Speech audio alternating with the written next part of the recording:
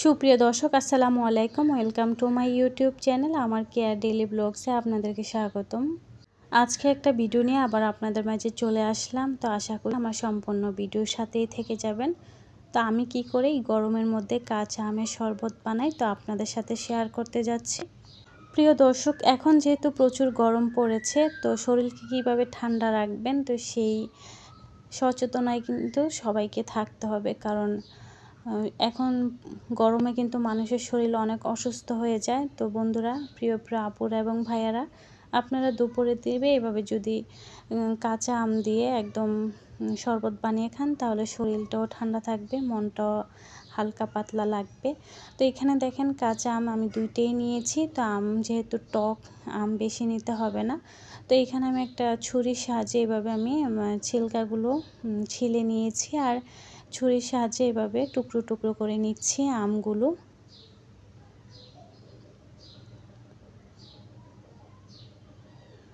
তো এইভাবে আমি দেখেন প্রত্যেকটা দুটোটা আমি এভাবে টুকরো করে নিয়েছি। আর এখানে কিন্তু আম অল্প হলেই যথেষ্ট শরবতের জন্য।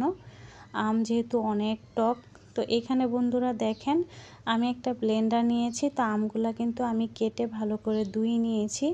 তো এরকম চাইলে আপনারা কিন্তু আরও ছোট ছোট পিস করতে পারেন। তো এখানে আমি ব্লেন্ডারের সাহায্যে আমগুলা ব্লেন্ডার করে নেব। এখন যেহেতু প্রচুর গরম, ভিডিও বানাতে কিন্তু অনেক কষ্ট হয়। তো কি করা আছে, যেহেতু ইউটিউবে আসছি ভিডিও তো অবশ্যই দিতে হবে। তো আমি এখানে পরিমাণ মতো এই তো ঠান্ডা পানি দিয়ে দিলাম। ঠান্ডা পানি অথবা চাইলে আপনারা নর্মাল পানিটাও দিতে পারেন। তো এইখানে নর্মাল পানি দিয়ে আমি এখন এর মধ্যে কিছুটা একটু, যেহেতু আমের কালারটা আপনারা চাইলে ফুড কালার নাও দিতে পারেন, সামান্য একটু ফুড কালার দিলাম। সামান্য 1 চিমটি দেওয়াতে কিন্তু কি সুন্দর কালার চলে আসছে। আপনারা চাইলে এটা কিন্তু স্কিপও করতে পারেন। বন্ধুরা, আমি তো ব্লেন্ডার করা হয়ে গিয়েছে। তো আমি কিন্তু এটা ছেঁকে নিয়েছি। আমি ছেঁকে যে পানিটা বের হয়েছে এটা 2 গ্লাসের মধ্যে এভাবে দিয়ে দিচ্ছি। আর এই কাঁচা আমের শরবতটা যে এতটা টেস্ট, একবার না বানালে বুঝতে পারবেন না। তো এখানে দেখেন আমি কিছুটা অ্যাড করে দেব। এখানে দেখেন আমি কিন্তু বিট লবণ অ্যাড করে দিয়েছি। আর বিট লবণের সাথে কিন্তু একটু জাল মশলা, যে টেস্টি সল্টের মতো যে জাল মশলাটা থাকে ওইটাও আমি এখানে অ্যাড করে দিয়েছি, মানে জাল টক আর কি। তো এখানে আমি কিছুটা সামান্য দেখেন চিনিও অ্যাড করে দিয়েছি। আর চিনিটা কিন্তু একটু পরিমাণটা বেশি দিতে হবে, কারণ যেহেতু আমটা একটু টক। আর এখানে চাইলে আপনারা কিন্তু লেবু দিতে পারেন।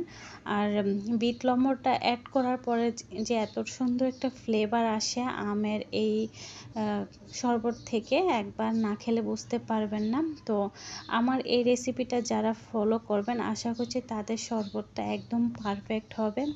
বন্ধুরা, এভাবে আপনারা বানিয়ে কিন্তু ফ্রিজেও রেখে দিতে পারেন, অনেক দিন 2-1 দিন যাবত এটা খেতে পারবেন।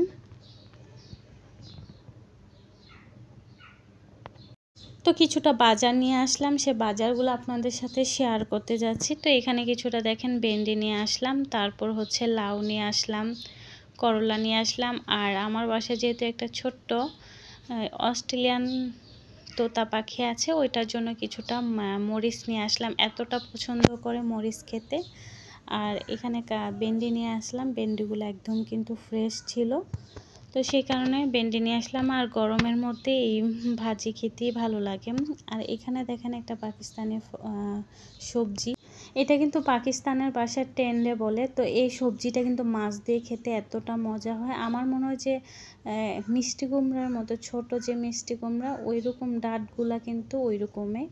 তো এটা কিন্তু খুবই টেস্টি। তো এগুলোও নিয়ে আসলাম মাছ দিয়ে রান্না করার জন্য। এই তো বিকালে আমি 1 কাপ চা বানিয়ে নিলাম। তো আজকে নিজের জন্যই চা বানালাম, বাচ্চাদের জন্য আর বানালাম না, কারণ চা না খেলে শুধু ঘুম আসে। আর এইখানে দেখেন তোতার জন্য কিছুটা খাবার নিয়ে আসলাম। এই তো এখানে কিন্তু অনেক ধরনের বীজ দিয়ে ওরা তোতার খাবারটা তৈরি করে আপনাদেরকে দেখাচ্ছি। এখানে বাদাম আছে, তারপর হচ্ছে এখানে অনেক ধরনের, এই তো দেখেন সূর্যমুখী যে বীজটা আছে ওইটাও আছে। তারপর বিভিন্ন ধরনের এখানে খাবার দিয়ে ওরা তোতার খাবারটা তৈরি করে, যাতে এখানে কিন্তু সব পুষ্টিগুণ খাবার।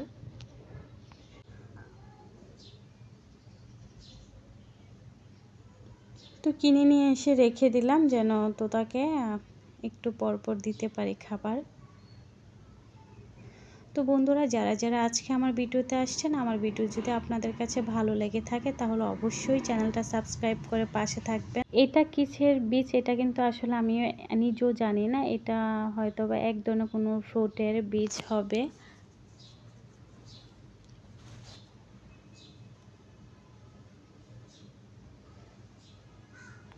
আর যেহেতু বাহিরে প্রচুর গরম, তো মাদ্রাসা থেকে আসার সময় আমার ছোট মেয়ের জন্য এরকম আইসক্রিম কিনে নিয়ে আসলাম। আমার কাছে এই আইসক্রিমগুলো এত ভালো লাগে খেতে, অরেঞ্জ বাংলাদেশে যে আগে বিক্রি করতো ওই আইসক্রিমের মতো।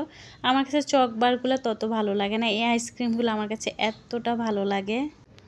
আর এই তো সকালবেলা তোতাকে একটু খাবার দিলাম, আর তোতা দেখেন খাবারগুলো একদম পুরা পিঞ্জিরার মধ্যে একদম ছড়িয়ে রেখেছে খাবারগুলা।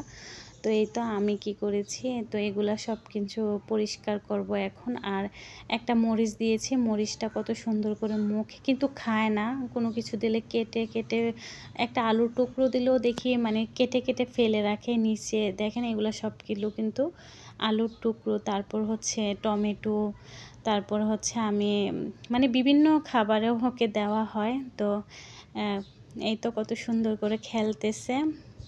আর এটা যখন লুকিয়ে থাকে আমি যদি ওকে ডাকি তাহলে আওয়াজ করে, মানে আমরা যেমন একটা ডাকলে যে বলি আওয়াজ করি, তো এরকম করে কথা শোনে। আমার মেয়েটা পড়লো, আমার মেয়েটার সাথে সাথে দেখি মানে পড়ার চেষ্টা করে। তো সবাই ভালো থাকবেন, আল্লাহ হাফেজ।